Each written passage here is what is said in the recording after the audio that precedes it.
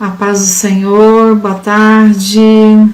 Hoje vamos começar a ler e entender um pouquinho do livro de Isaías. O livro de Isaías é um livro grande, bem grande, mas nós estamos lendo a Bíblia em ordem cronológica. Isso significa que nós não vamos ler e comentar Isaías de forma seguida. Então hoje nós vamos do capítulo 1 ao 4, amanhã do 5 ao 8, e depois nós vamos ver as outras coisas que aconteceram no mesmo período, ou seja, nós não vamos continuar Isaías 9. Estamos lendo em ordem cronológica, então estamos comentando também em ordem cronológica, buscando entender como é que as coisas se encaixam na linha do tempo. Então nós vamos comentar hoje e amanhã os primeiros 8 capítulos de Isaías. Depois nós vamos para o livro de Amós, um pouquinho de 2 Crônicas, aí voltamos para Isaías, depois vamos para Miqueias, mais um pouco de Isaías, ainda tem Oséias junto com Isaías. Então não vai ser de uma forma contínua, porque é em ordem cronológica. Então nós encerramos, a leitura, nós fomos em 2 Reis até o capítulo 14, até o capítulo 15 de 2 Reis e até o capítulo 26 de 2 Crônicas. Então Isaías, ele aparece, seus primeiros capítulos, suas primeiras profecias, acontece justamente ali no final de 2 Reis, capítulo 15, ou 2 Crônicas 26, que são textos paralelos, bom? Isso significa o quê? Então vamos entender aí um pouquinho. O ministério do profeta Isaías acontece durante o reinado de Uzias, Jotão, Acás e Ezequias. Ou seja, ele vive mais do que um rei. As profecias dele se alongam mais do que o reinado de um rei.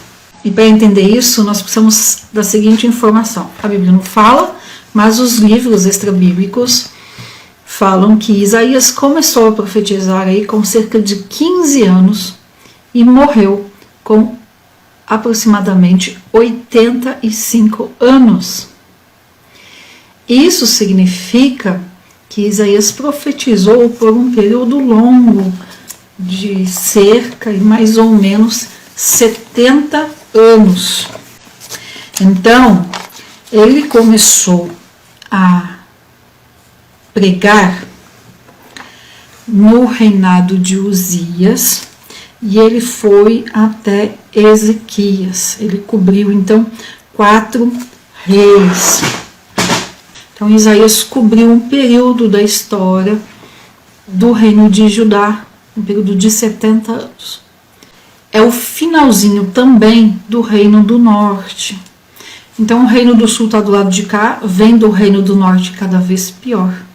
O reino do sul vai ver o reino do norte sendo destruído, Samaria sendo destruída, e o povo de Israel, o reino de Israel, as 10 tribos sendo levadas cativas. O reino do sul vai ver isso acontecer. E quando eles veem isso acontecer, Deus aumenta as profecias, os profetas do lado de cá, no reino do sul, dizendo: olha, se arrependam, sirvam a Deus, porque senão o que aconteceu com o reino do norte vai acontecer aqui com o reino do sul também. Então agora comecem os grandes profetas, depois os menores, porque é por volume, mas começam os profetas agora falando sobre isso, sempre com essa palavra de advertência. Então Isaías tem muitas coisas a respeito dele. Ele começou a profetizar provavelmente aí com seus 15 anos, foi profetizando até cerca de 85 anos, profetizou uns 70 anos, profetizou durante o reinado de 4 reis, Uzias, Jotão, Acás e Ezequias. Isaías foi contemporâneo, ou seja, foi da mesma época de Jonas, Amós, Oséias e Miqueias. Só que Jonas, Amós, Oséias e Miqueias pregaram por um período curtinho de tempo. Então, eles passaram por Isaías e não o contrário. Isaías estava pregando quando eles surgiram, eles terminaram a pregação deles e foram, né, morreram, e Isaías continuou ali. Jonas possivelmente não conheceu Isaías, por conta ali que o ministério profético de Jonas foi fora de Jerusalém, né, e a história da vida dele é que foi exatamente ali a profecia. Então não é só a mensagem para Nínive, mas foi toda a história dele. Ok? Então vamos para algumas curiosidades aí de Isaías. Você está com a sua Bíblia aberta? Dá uma olhadinha aí. Essa vai ser fácil. Estou abrindo minha Bíblia aqui em Isaías 1. Olhe quantos capítulos tem o livro de Isaías. É uma curiosidade bem interessante e que depois que a gente fica sabendo, dificilmente a gente esquece, e é bom porque nos ajuda a entender aí algumas coisas. Então o livro de Isaías, ele tem 66 capítulos. O que mais na palavra de Deus que tem esse número 66? A Bíblia, né? A Bíblia tem 66 livros.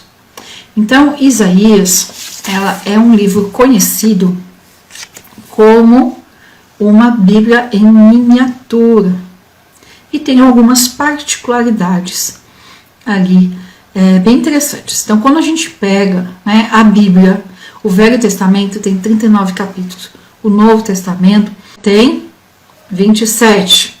Então, assim, quando a gente pega o livro de Isaías, não de uma olhada rápida, como a gente vai fazer hoje, mas de uma forma mais profunda, de uma leitura mais com calma, a gente percebe que há uma divisão, sim, entre o capítulo 39 e o 40. Então, dos capítulos 1 até o 39 de Isaías, são capítulos que apontam mais para julgamento, para juízo, nos mostrando o Velho Testamento que tem esse tom mesmo de julgamento, de juízo, ou obedece a Deus ou recebe um juízo, ou obedece os mandamentos de Deus ou tem um juízo. Isso o Velho Testamento. E Isaías, ele tem exatamente essa divisão. Quando chegar no capítulo 40 de Isaías, que daí seria, né, do 40 até o 66, os 27 livros do Novo Testamento, tem mais um apontamento ali de salvação, da graça de Deus cuidando, de Deus dando a mão e ajudando ali o povo. Então, nos remete, essa segunda parte de Isaías, para o Novo Testamento, que apresenta o plano de salvação. Então, o livro de Isaías é tido como uma Bíblia em miniatura, do 1 ao 39, o Velho Testamento, do 40 ao 66, apontando para o Novo Testamento. E até por conta de ser essa miniatura da Bíblia, é também o livro profético mais completo de todos. Então, de todos os livros proféticos que vão aqui de Isaías, na nossa Bíblia cristã, até Malaquias, é o mais completo. Isaías começa abordando desde a criação, desde quando Deus criou todas as coisas, até a glória futura do reino de Deus, que é exatamente o início em Gênesis até o finalzinho de Apocalipse, a criação até a glória futura de Deus. Então é interessante, é um livro muito interessante de lermos nesta ótica de Isaías como uma mini Bíblia. Lá em Hebreus 11 e 37, veja, Isaías, ele não está na galeria dos heróis da fé. Ele não é que ele não está, ele não tem um nome citado. Mas tem um versículo lá em Hebreus 11 e 37, e aí os estudiosos dizem que Isaías está contido, está dentro deste versículo. Hebreus 11 e 37, que fala o seguinte: foram apedrejados, cerrados, tentados, mortos a fio de espada, andaram vestidos de peles de ovelhas e de cabras, desamparados, aflitos e maltratados. Então aqui são outros heróis da fé que não tem o nome citado, mas passaram por esse tipo de coisa. E os estudiosos dizem que Isaías está contido nesse versículo 37, porque a tradição fala que ele morreu cerrado ao meio por Manassés. Eu já disse, ele foi contemporâneo de Oséias, de Miqueias, de Jonas, de Amós. Dizer que ele foi contemporâneo não significa que ele conheceu esses profetas, tá? Nós vamos ver que possivelmente, aí pelo menos 2, possivelmente tenha conhecido, mas isso não, ser contemporâneo é apenas dizer que viveu na mesma época, tá? E não que eram conhecidos. Então ele profetizou, principalmente em Jerusalém, e ele traz exatamente isso que eu falei do Velho Testamento, essa questão do julgamento, essa questão do juízo, de olha, se arrependam, se vocês não se arrependerem, se não obedecer a Deus em todos os seus preceitos, vocês serão julgados e receberão um juízo, serão cobrados por isso. Então, esse é um dos assuntos de Isaías. Então, ele faz muitas advertências para o arrependimento. Ele exorta muito o povo de Judá, dizendo, se arrependam, se voltem para Deus, vocês precisam fazer o bem, vocês precisam cuidar de obedecer a Deus. Ele fala muito isso. E enquanto ele fala de julgamento, ele fala, ó, julgamento, vocês precisam, né, parar de praticar o mal, precisam parar de pecar, porque senão virá um cativeiro babilônico. E mesmo quando ele fala do cativeiro babilônico, ele já faz uma promessa. Ele fala, olha, há uma restauração. Virá um renovo do Senhor que vai restaurar aqueles que se arrependerem. E Isaías também é considerado um profeta messiânico, porque ele foi o que deu mais detalhes do ministério de Jesus. Ele falou do conteúdo completo da pregação de Jesus. E o mais interessante, ele fala da aparência de Jesus. Então, no Novo Testamento, nós não temos descrição da aparência de Jesus, justamente para que não tivesse idolatria, né? uma imagem de Jesus. Então, esse Jesus que a gente conhece, de imagens, de pinturas, ele certamente não é o Jesus físico que veio e andou na Terra por 33 anos. Que a Bíblia não traz esse tipo de informação para que não acontecesse isso. Mas Isaías, né, são visões que ele teve, ele dá visões da aparência de Jesus. E se a gente for fazer um retrato da aparência que Isaías dá de Jesus, não é esse Jesus bonito que a gente conhece das imagens. Então Isaías ele é considerado um profeta messiânico também, porque deu detalhes do ministério de Jesus, porque deu o conteúdo da pregação de Jesus e ele fala da aparência de Jesus. Isaías também, ele viu com detalhes, com riqueza de detalhes, a Jerusalém celestial e a manifestação do reino de Deus. Então, o livro de Isaías é um livro muito rico. E enquanto eu falo que o Velho Testamento, eu sempre falo isso, que o Velho Testamento aponta para Jesus, o livro de Isaías, ele não só aponta para Jesus, mas ele coloca Jesus como centro ali do seu assunto, o centro do livro. É claro que ele não chama Jesus, ele fala Messias, mas nós entendemos que é Jesus. Vamos para Isaías 1. Então, Isaías possivelmente apareceu aí no finalzinho do reinado de Azarias, ou Uzias, que é o mesmo rei. Então, Isaías começou a profetizar no finalzinho do rei Uzias, no finalzinho do rei, né, que também é chamado de Azarias, justamente esse rei que fala que tinha ali e fez o que era reto aos olhos do Senhor, conforme o Pai. E depois ele demonstrou que tinha um coração também dividido como o Pai. Vamos lá, então, versículo 1. Visão de Isaías, filho de Amós, a qual viu a respeito de Judá e Jerusalém. Então, o próprio livro de Isaías identifica durante quando que aconteceram as profecias. Olha, visão de Isaías, filho de Amós, a qual viu a respeito de Judá e Jerusalém, nos dias de Uzias, Jotão, Acás e Ezequias, reis de Judá. Então, Isaías foi contemporâneo de Jonas, de Amós, de Oséias e de Miqueias. Ele cobriu de forma parcial o reinado de Uzias e de forma parcial o de Ezequias e de forma total o reinado de Jotão e Acás. Isaías viveu muito. E desses 4 reis, Uzias, Jotão, Acás e Ezequias, o Ezequias é que se destaca ali, que é o que esteve mais próximo de Deus e foi o rei mais piedoso.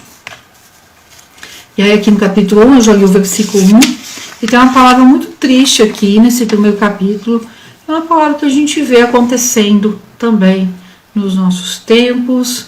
Vamos dar uma olhadinha? Os versículos 2 e 3. Eu vou ler nessa Bíblia viva, tá bom? Isaías 1, vamos ler os versículos 2 e 3. Céus, terra, escutem o que o Senhor diz. Os filhos que eu criei, os filhos que eu ajudei a crescer e ficar fortes, se revoltaram contra mim. 3. O boi conhece o seu dono, e o jumento conhece o dono da sua manjedoura, mas o meu povo Israel não tem conhecimento. O meu povo nada compreende. É como Deus dizendo: o jumento sabe ouvir o seu dono, o boi reconhece a voz do seu dono, mas o meu povo não reconhece a minha voz. É como Deus dizendo isso. Eu faço aqui uma passagem, um versículo muito triste, porque isso acontece muitas vezes com a gente. A gente confunde a voz de Deus com outras vozes. Vem alguém e dá um conselho, e por uma causa aquele conselho tem a ver com o desejo do nosso coração, e a gente já fala: é Deus falando. E muitas vezes não é. Pode ser o próprio homem, o ser humano, mas também pode ser um enganador, tentando nos enganar. E a gente só consegue reconhecer quando é a voz de Deus mesmo, quando a gente cuida de desligar vozes demais, e a gente precisa prestar mais atenção no que Deus fala. Eu só consigo reconhecer a voz de Deus se eu souber o que Ele fala. E o que Ele fala está aqui, nesses 66 livros. Nós precisamos conhecer, sim, porque muita coisa que vem com o conselho não condiz com a palavra de Deus. Então, com certeza, não é de Deus, porque Deus não coloca confusão. Certo? Então, capítulo 1, nós temos aí o versículo 1 falando, da história dos tempos e colocando Isaías dentro de um tempo. É mais fácil do que outros profetas que não se tem ideia. Os versículos 2 e 3 falando que o povo não consegue reconhecer a voz de Deus. E os versículos, o 2, 3 e o 4 é o julgamento de Judá. Do 5 até o 14, nós vamos ver o profeta falando de Judá, do povo de Judá. E aí, gente, quando a Bíblia fala povo de Judá, ou reino de Judá, ou eu mesma acabo repetindo essas expressões, não significa só a tribo de Judá, mas é o reino do sul, que é composto pela tribo de Judá, pela tribo de Benjamim e por partes dos levitas, tá bom? Isso até o primeiro rei aqui que Isaías cita, até o primeiro rei, que é o Uzias. Depois, quando surge o rei Acás, durante o rei Acás aqui, que é o terceiro rei que Isaías cita, durante o reinado de Acás, o reino do norte vai ser então saqueado e roubado, e eles vão ser levados cativos, Eles vão ser levados cativos pela Síria.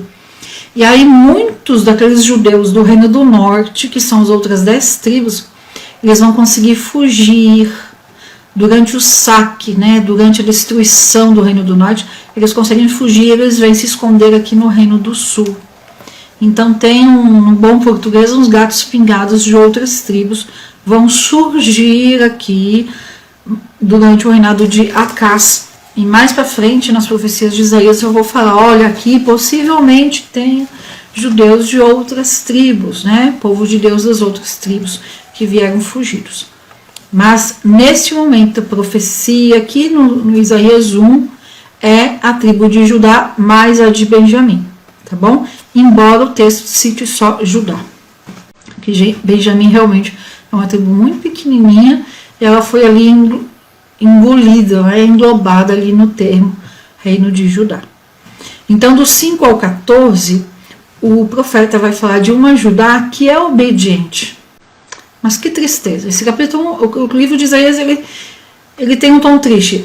Na leitura normal da Bíblia, a gente teria acabado de ler Cantares de Salomão, que é um livro de amor, de beleza, é como um sol resplandecente. Aí você entra no livro de Isaías, parece uma sombra de tristeza. Então, do 5 ao 14, o profeta vai falar como uma Judá que obedece a Deus, mas obedece só de forma externa, ou seja, no piloto automático.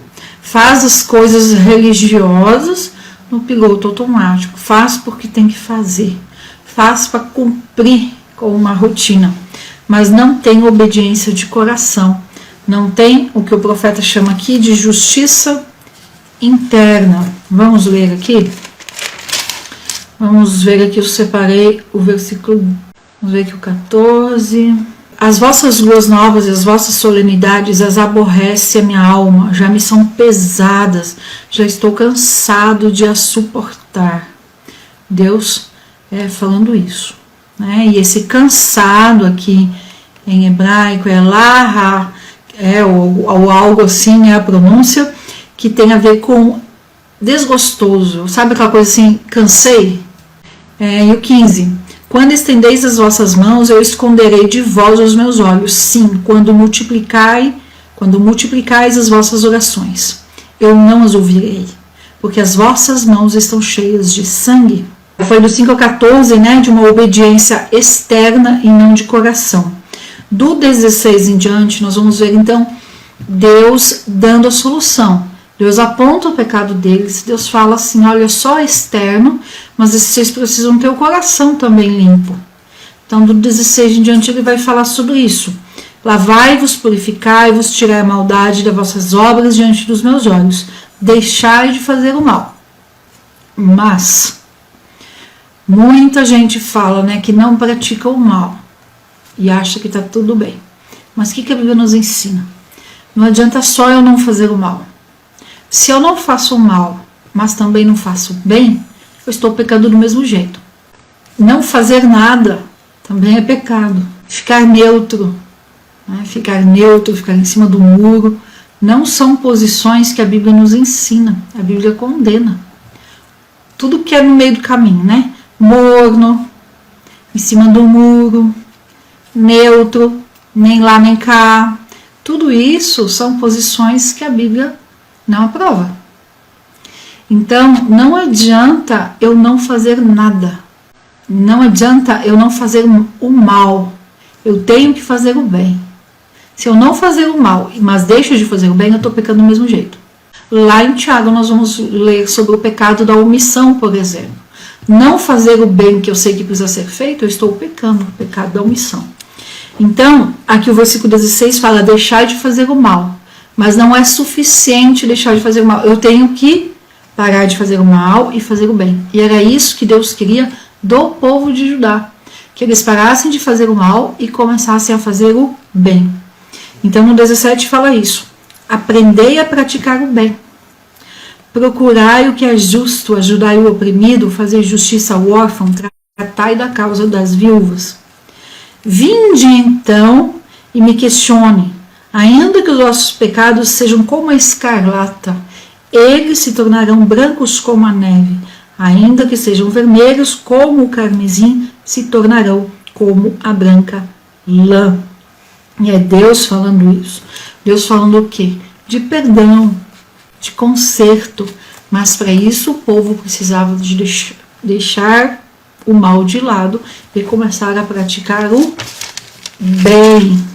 Aí os versículos, Deus aqui então vai falando, né, do 16 em diante, sobre o que precisa ser feito, sempre com a promessa. Deus aponta o pecado, mas Deus faz a promessa. Olha, o pecado de vocês é isso. Se arrependam, que vocês se arrependendo, vocês têm essa promessa aqui. Então tem um julgamento, mas tem a promessa caso eles passem pelo arrependimento. Agora, se não passar pelo arrependimento, ao invés da promessa se cumprindo, vai ter o juízo. O juízo, o que a Bíblia chama de juízo, é o veredicto. Tem o julgamento, né? É julgado, E aí vem o veredicto, que é o juízo. Então Deus sempre dá essa opção de se arrepender e viver na promessa, ou continuar no pecado e receber o juízo. E aí ainda para a nação de Judá, que se arrependesse, vamos lá ao versículo 24, fala assim: portanto assim diz o Senhor dos exércitos, o forte de Israel, tomarei satisfações aos meus adversários e vingar-me-ei dos meus inimigos, e voltarei a minha mão contra ti, e purificarei inteiramente as tuas escórias, e tirar-te-ei toda a tua impureza. Esta parte tem a ver com a segunda vinda de Jesus, tá bom? Não vamos falar dela agora, mas só apontando aqui que é a escatologia. E restituirei os teus juízes como no princípio, os teus conselheiros como antigamente, e então te chamarão cidade de justiça, cidade fiel. Sião será remida com juízo, e os que voltam para ela com justiça. Do 27 aqui em diante, então, até o versículo 31, é o que é chamado de juízo, então, de Deus, né? E tem aqui sim uma promessa de restauração para aqueles que se arrependerem, e como parte da nação que se arrepender. Mas os rebeldes e os pecadores serão juntamente destruídos. Então, aqueles que não se arrependerem serão destruídos. E aí ele vai falando, né? Porque sereis como o carvalho ao qual caem as flores, as folhas. Ele vai falando aqui desse juízo sobre Judá. Versículo 27, né? É a promessa para quem se arrepende: Sião será remida com juízo, e os que voltam para ela com justiça. E aí do 28 ao 31, então, falando do juízo no sentido de destruição para quem não se arrepende. E aí algumas curiosidades. Isaías ele vai usar muito alguns nomes no livro todo, alguns nomes para Deus. E aqui ele usa no capítulo 1, por exemplo, essa expressão, o Senhor. O que está aqui? O Senhor, eu não li esse versículo, está aqui no 24, o Senhor dos exércitos.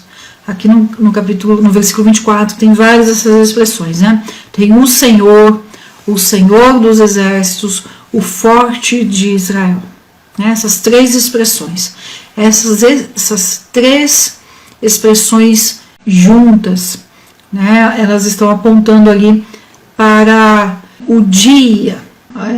Tomarei satisfações aos meus adversários. Então está falando de era do reino, o dia futuro, o dia que ainda está por vir. A expressão o forte de Israel, ela é encontrada 6 vezes só na Bíblia toda, né, com essa expressão, sendo que 3 vezes em Isaías, uma aqui em Isaías 1:24, depois vamos ver essa mesma expressão em Isaías 49:6 e Isaías 60 e versículo 16.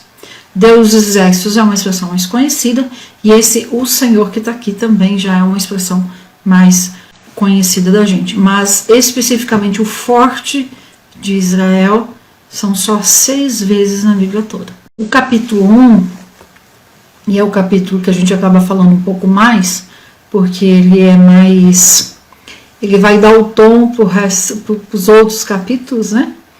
Então o capítulo 1 ele fala muito da dureza de coração do povo de Judá. Ele fala muito sobre parar com a prática do mal, nesse sentido que eu já expliquei. Não basta não fazer o mal, é preciso fazer o bem. Então, parar de praticar o mal e começar a praticar o bem, substituindo a prática. E o capítulo 1 fala muito de ser agradável a Deus. Se fosse para dar um título para esse capítulo 1, eu gosto muito de dar títulos, ou especificamente hoje eu não dei, mas se for dar um título, é um chamado para o arrependimento. Então, Isaías começa a profetizar, chamando para o arrependimento. E o versículo que fala visão de Isaías, veja, não é como outros profetas que falam, e o Senhor disse, como foi com Elias, e o Senhor mandou, e o Senhor apareceu e disse, levanta e anda. Não. Isaías já começa, visão de Isaías. É como fosse uma visão mesmo que ele viu, só que ele viu de forma tão nítida e tão detalhada que é como se estivesse acontecendo. Então ele profetiza nesse sentido, como se ele estivesse vendo acontecer. É muito real para ele. E aqui quando ele fala de arrependimento, é porque é como se ele estivesse já vendo o resultado, o juízo, a destruição para aqueles que não se arrependem e a promessa de Deus acontecendo para aqueles que se arrependem. Ou seja, quem não se arrepende vai ser destruído, quem se arrepende vai ser restaurado antes de viver no reino de Deus, né? Passa por essa restauração. Vamos para o capítulo 2. Então, o capítulo 2, é assim, o que nós vamos ver também em Isaías, né? Se ele começou a pregar jovenzinho mesmo, e a história extra-bíblica, né, defende que ele começou a pregar aí com seus 15, 16 anos, a gente entende um pouquinho que os primeiros capítulos, esses primeiros 4 capítulos que nós vamos ver hoje, eles realmente falam o que precisa falar, mas até o vocabulário, o jeito de Isaías falar é um jeito assim mais leve, entre aspas, porque nós vamos perceber que ali a partir do capítulo 11, do 13 em diante, nós vamos ver que até o vocabulário se torna mais duro. Penso eu que Isaías vai amadurecendo, e vai amadurecendo até o jeito de falar ali um vocabulário mais feito, né? Não é mais aquele rapazote de 16, 17 anos, mas já é um homem, então o jeito de falar também fica mais firme, tá? Mas isso é uma impressão que se tem, é claro que a Bíblia não traz esse nível de detalhes, tá bom? Então o capítulo 2, o capítulo 1 provavelmente aí ele demorou para ser falado aí alguns meses, enfim, mas entende-se na linha do tempo que o capítulo 2 veio logo em seguida, no mesmo ano, quando eu falo logo em seguida, é claro que o 2 vem em seguida do 1, né, gente? Mas eu quis dizer assim, no mesmo ano, na mesma época. Então, continua, né? A palavra que viu Isaías é nesse sentido de visão, de ter tido uma visão que é tão real como se ele estivesse vendo na frente dele. A palavra que viu Isaías, filho de Amós, a respeito de Judá e Jerusalém. E aconteceu nos últimos dias que se firmará, e acontecerá nos últimos dias que se firmará o monte da casa do Senhor, no cume dos montes, e se elevará por cima das colinas, e correrão a ele todas as nações. Lembra que eu disse na introdução, no início hoje, que Isaías foi contemporâneo de Miqueias. Então, esses versículos aqui, dos versículos 2 ao 4, corresponde a Miqueias 4, dos versículos 1 ao 3. Mas, né, corresponde, né, é muito interessante isso. A profecia de Miqueias foi feita 17 anos depois desta profecia aqui. Então, muitos estudiosos perguntam se Miqueias repetiu a profecia de Isaías, mas a resposta, eu não acredito que ele repetiu, que o Miqueias copiou de Isaías essa profecia, falou a mesma profecia de Isaías. O que eu entendo é que eles estavam profetizando para o mesmo povo, o mesmo juízo e arrependimento. Deus, eu creio que a Bíblia toda é inspirada por Deus. Então Deus mandou sim uma mensagem para os dois, né? Cada um recebeu uma mensagem com o mesmo teor do outro, para entregar para o mesmo povo. Gente, era o mesmo povo, o cativeiro, a queda de Jerusalém ia acontecer na mesma época, e Deus estava usando pessoas diferentes, profetas diferentes, para dizer a mesma coisa. Isso acontece com a gente também. A gente está procurando um assunto, orando, se consagrando. Não vem uma pessoa fala uma coisa, vem a outra e fala a mesma coisa, e elas não se conheciam, não se sabiam, né? Eu não sabia o que a outra tinha falado. Isso gera para mim muito mais confirmação do que dúvida. Mas tem estudiosos que falam que Miqueias copiou de Isaías. Quando Deus repete, né, a mensagem é para enfatizar e não para dar qualquer tipo de dúvida. E essas profecias aqui, essas falas do versículo 2 ao 4, elas não aconteceram ainda. Futura, escatologia. O que eu quero chamar aqui a atenção, no capítulo 2, então está falando sobre a glória futura, sobre o milênio, sobre a necessidade de juízo e disciplina, mas o que eu quero chamar a atenção aqui mais é o versículo 5, que nos lembra do Salmo 119, versículo 105, lâmpada para os meus pés, a tua palavra e luz para o meu caminho. Então o versículo 5 que fala, vinde, ó casa de Jacó, e andemos na luz do Senhor. Então essa palavra luz aqui é o mesmo significado do Salmo 119, versículo 5, e se refere ao ensino da palavra de Deus, né? Ao ensino da Bíblia. A Bíblia iluminando onde nós devemos caminhar e nos ensinando por onde caminhar. E uma coisa bem interessante, quem já andou no escuro, à noite, na roça, no mato, enfim, não importa a lanterna, a luz que você tem ali junto, não importa que luz que é, ela não consegue mostrar o caminho inteiro. Ela mostra ali onde nós estamos caminhando. Se eu quiser iluminar lá na frente, eu não consigo ver onde eu estou pisando. E a palavra de Deus nos traz exatamente isso. Eu não preciso conhecer o caminho lá na frente, se eu sei para onde eu estou indo. Eu sei que eu estou caminhando para o céu, eu sei que o meu destino é o céu, o fim do caminho aqui na terra deve ser o céu. Então, eu não preciso olhar, apontar a luz lá na frente, mas eu preciso apontar muito bem para onde eu estou pisando hoje, para não cair, não tropeçar, não pisar em falso. Então, eu preciso que a palavra de Deus ilumine onde eu estou hoje. E aí, um passo por vez, eu vou avançando no caminho até chegar lá. Mas eu não preciso saber o que vai acontecer depois, eu não preciso saber o que tem lá na frente no meu caminho. Entende? Esse é o segredo do Salmo 119, o versículo 105, em que nos remete aqui. Aqui, então, essa luz do Senhor tem o mesmo significado de lá, tá?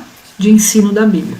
E aí aqui vai falando de ensino, de juízo, e aí do versículo 10 em diante, até o 17, sobre o dia do Senhor. Versículo 12, porque o dia do Senhor dos exércitos será contra todo soberbo e altivo, e contra todo aquele que se exalta para que seja abatido.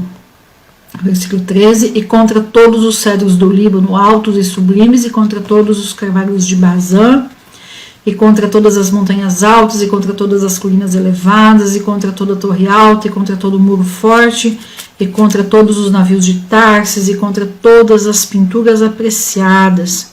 Se pinturas apreciadas aponta para a idolatria. E a arrogância do homem será abatida, e a altivez dos homens será humilhada, e só o Senhor será exaltado naquele dia. Aqui também referindo a um período que não chegou ainda para a gente. Vamos lá, versículo 18 até o 22, falando de eliminar, de acabar com toda idolatria. Versículo 18, e todos os ídolos serão totalmente abolidos. E aí vamos para o capítulo 3, que também deve ter acontecido no mesmo períodozinho de tempo ali do capítulo 1 do 2, ou seja, no intervalo de um ano. O capítulo 4 também acontece nesse intervalo aí de um ano, tá bom? Possivelmente, porque a Bíblia não dá esse nível de detalhe, mas os estudiosos, os historiadores, os teólogos entendem que o capítulo 1 ao 4 foram escritos no mesmo período. O capítulo 3 é um juízo, então já é dizendo, olha, eu estou falando sobre arrependimento. No capítulo 1, o convite para o arrependimento. No capítulo 2, acontecendo como vai ser o futuro para quem serve a Deus, para quem não serve. E aí o capítulo 3, falando mais sobre o juízo para Judá. E o capítulo 3 tem uma expressão, né, que o bordão e o cajado serão tirados de Judá. O que é isso, né? O bordão e o cajado. está falando de apoio.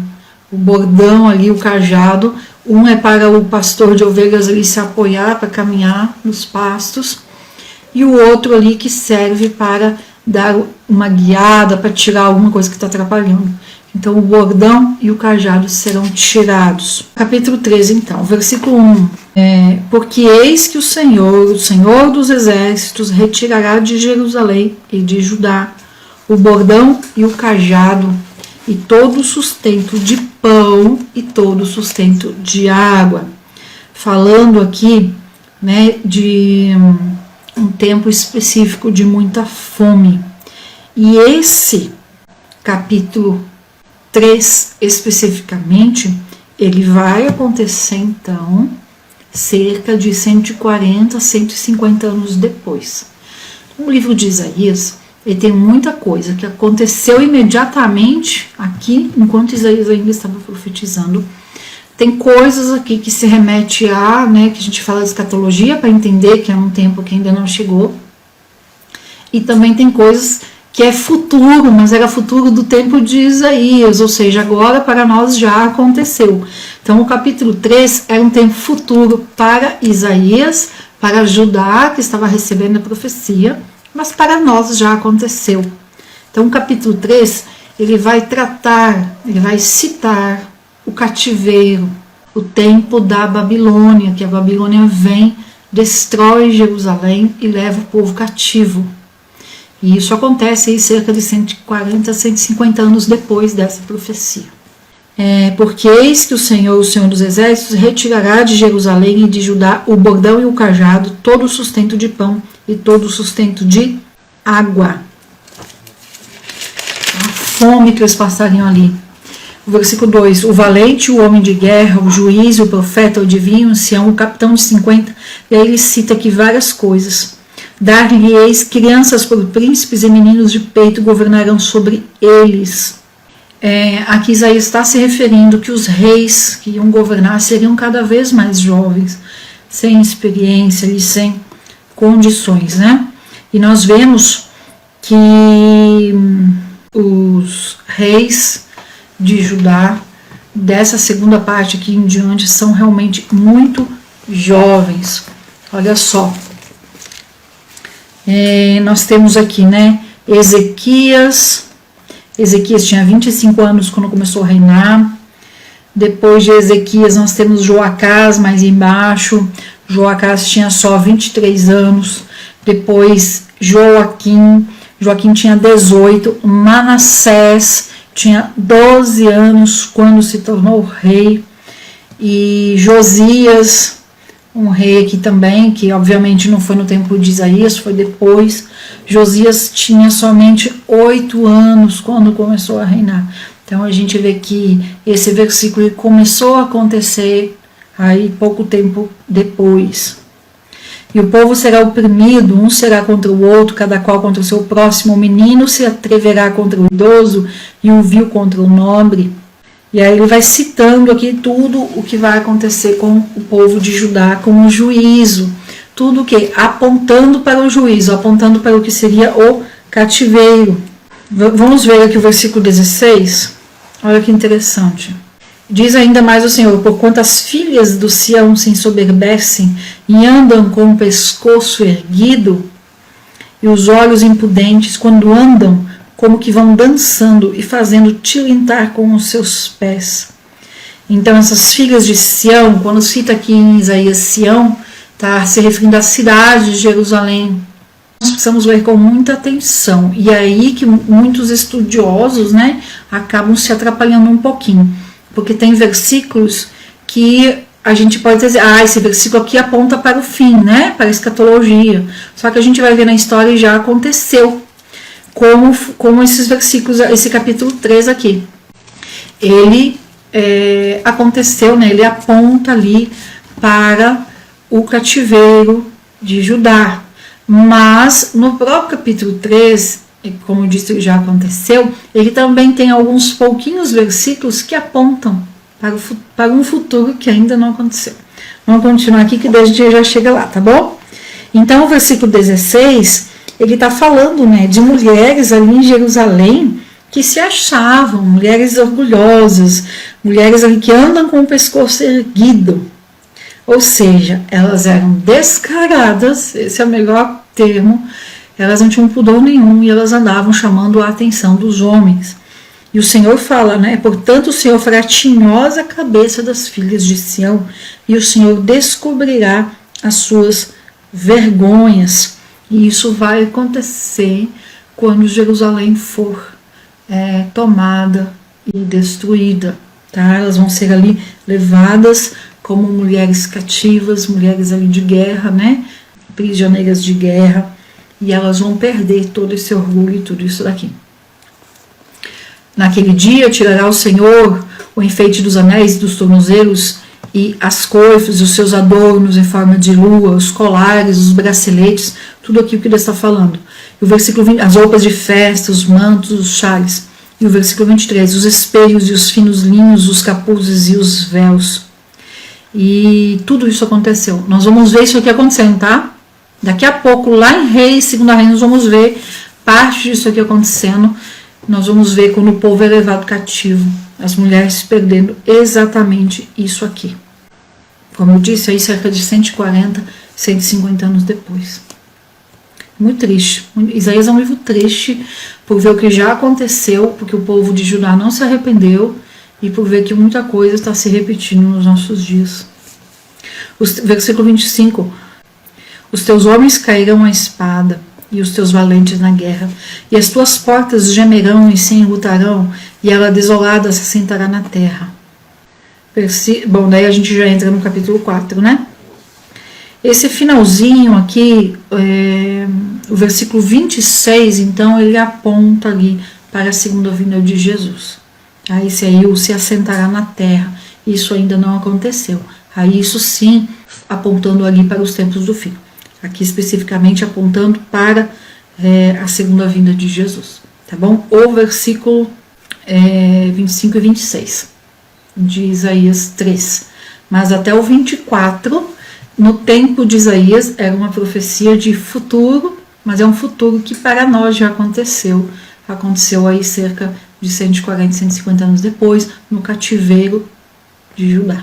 Então vamos para Isaías 4, um capítulo bem curtinho, um capítulo lindo, lindo, no meio de tanta tristeza, no meio de ver que o povo sendo advertido, não foi um profeta só que chamou a atenção do povo, que tem vezes que as pessoas dizem assim, mas pode ser que aquele profeta não falou do jeito que o povo entendeu. Mas Deus não mandou só um, Deus mandou tantos, né? Só no tempo de Isaías. Eu citei Miqueias, eu citei Jonas, que foi no mesmo tempo. Deixa eu pegar aqui minha anotação. Jonas, Miqueias, Oséias, Amós. São profetas que foram do mesmo período de Isaías. E o povo não se arrependeu. Então, muitas vezes não é só o jeito de falar. É o coração mesmo que precisa estar sensível à voz de Deus. Aí o capítulo 4, ele aponta, sim, então, para Messias, ele aponta para um tempo que ainda não chegou por completo. E naquele dia, né, então, no dia aqui do capítulo 3, 7 mulheres lançarão mão do homem, dizendo, nós comeremos do nosso pão e nos vestiremos dos nossos vestidos, ou seja, mulheres autossuficientes, mulheres independentes, mulheres dizendo, né, que elas se dão conta. E nos vestiremos os nossos vestidos, tão somente queremos que sejamos chamados pelo teu nome. Tira tu o nosso opróbrio. Então, esse versículo 1 e o versículo 2, eles não aconteceram ainda. Estão por acontecer. O versículo 2 fala o seguinte, naquele dia o renovo do Senhor será cheio de beleza e de glória, e o fruto da terra excelente e atraente para os que escaparem de Israel. Então aqui já está falando do reino milenar. Vamos para frente. Eu não vou abordar por completo agora. Quando nós avançarmos um pouco mais, nós estamos comentando a Bíblia em ordem cronológica, e aí juntarmos mais, né, lá Zacarias e tal, daí Daniel, aí a gente junta, olha, sobre esse aqui, falou Isaías, falou Daniel, falou tal lugar, e a gente junta. Vamos lá para o versículo 3. O capítulo 4, ele é bem curtinho. E acontecerá que aquele que ficar em Sião e o que permanecer em Jerusalém será chamado santo, todos os que em Jerusalém estiverem inscritos entre os viventes. O povo de Israel vai sofrer muito, né? Tem muitas profecias aqui em Isaías falando sobre isso, mas vai chegar um momento, depois de centenas e talvez milhares de anos, né? Porque aqui, só até hoje, que já passou 2.800, o povo, então, vai se juntar novamente em Jerusalém. E é isso que eu citei em Zacarias, está lá em Zacarias 14. Quando o Senhor lavar a imundícia das filhas de Sião, e limpar o sangue de Jerusalém do meio dela, com espírito de justiça e com espírito abrasador. Vamos para o versículo 5. E aí eu quero trazer uma curiosidade aqui, eu só abrir aqui nessa outra versão, do livro de Isaías. Ele vai citar em vários lugares, aí pelo menos uns 4 lugares, essa palavrinha imundícia. E sempre quando Isaías cita essa expressão de imundícia, ele está no mesmo versículo, ele está ligando a mulher. A palavra no original remete ao uso de panos usados durante a menstruação. Imagina só como é que fica esses trapos. Então, quando Isaías fala de imundície, com trapos de imundície, a expressão liga a como ficam esses panos usados no período menstrual. Para a gente imaginar, né, essa imundície. Então, o pecado, a gente, é comparado a isso. Tal imundície, sujeira. Quando o Senhor lavar a imundícia das filhas de Sião e limpar o sangue de Jerusalém no meio delas. Então, quando o Senhor purificar de todo esse pecado. Versículo 5. E o Senhor criará sobre toda a morada do monte Sião e sobre os lugares das suas congregações uma nuvem e uma fumaça de dia e de noite, um resplendor de fogo chamejante, porque sobre toda a glória haverá uma proteção. Isso aqui está falando também de reino futuro, capítulo. Então, enquanto o capítulo 3 até o versículo 24 se refere a quando Nabucodonosor vem com o exército babilônico e toma Jerusalém, saqueia o templo e leva o povo cativo, e os versículos 25 e 26 do capítulo 3 da é futuro, o capítulo 4 todo aponta para o futuro, a escatologia. Então não aconteceu ainda. E aí o versículo 6, e haverá um tabernáculo para a sombra contra o calor do dia, para refúgio e esconderijo contra as pancadas de chuva e contra os aguaceiros. Então Cristo é o nosso tabernáculo, a nossa sombra, o nosso esconderijo, a nossa cobertura. E esse versículo então fala de Israel sendo restaurada, é uma promessa de restauração. Aponta um pouquinho ali citado em Romanos 11. Essas amarrações, a partir de agora, elas começam a acontecer bastante. Nós pegamos 2 Reis 15, 2 Crônicas 26, porque exatamente ali, a história não para, né? Mas exatamente aqui em 2 Reis 15, no finalzinho do reinado do rei Azarias, ou Uzias, como é chamado em 2 Crônicas 26, no finalzinho do reinado dele, surge então o profeta Isaías. E o profeta Isaías, de todos os profetas do Velho Testamento, ele é o que profetiza por mais tempo. Ele começa profetizando aí dos 15, 16 anos e vai até os 85. Então, como ele profetiza por 70 anos, ele pega aqui o finalzinho do rei Azarias, ou Uzias, como é chamado. Ele pega o finalzinho do reinado deste rei. Ele pega o reinado completo de Jotão. Ele pega o reinado completo de, eu marquei aqui, Acás, e ele pega os primeiros anos do reinado do rei Ezequias. Durante esse tempo, esses cerca de 70 anos, vive nessa época Jonas, que possivelmente não conheceu Isaías, vive também Amós, Oséias e Miqueias, tá? Dizer que é conterrâneo não significa que vive, contemporâneo, né? Significa que viveu na mesma época, mas não necessariamente que se conheceram. Então Jonas possivelmente não conheceu Isaías, mas foi ali do mesmo período. E Como eu disse, Isaías começou a pregar jovenzinho, conforme ele vai ficando mais velho, ele vai amadurecendo, a forma dele falar, a forma dele profetizar também vai ficando mais firme. Em determinado momento nós vamos ver um Isaías muito firme, muito duro, inclusive. Amém, gente? Então vamos encerrar. E amanhã a gente continua. Tente ler, faça um esforcinho para ler agora Isaías. É um texto rico, mas é um texto profundo, é um texto mais difícil, com muitos detalhes. A gente precisa estar sempre filtrando o que foi para o momento de Isaías, o que foi no futuro de Judá que já aconteceu, o que é no futuro que ainda não aconteceu. Então é uma leitura que não vai, quem está lendo a primeira vez, a segunda vez ou a terceira vez, pode ser que não entenda tudo na primeira leitura.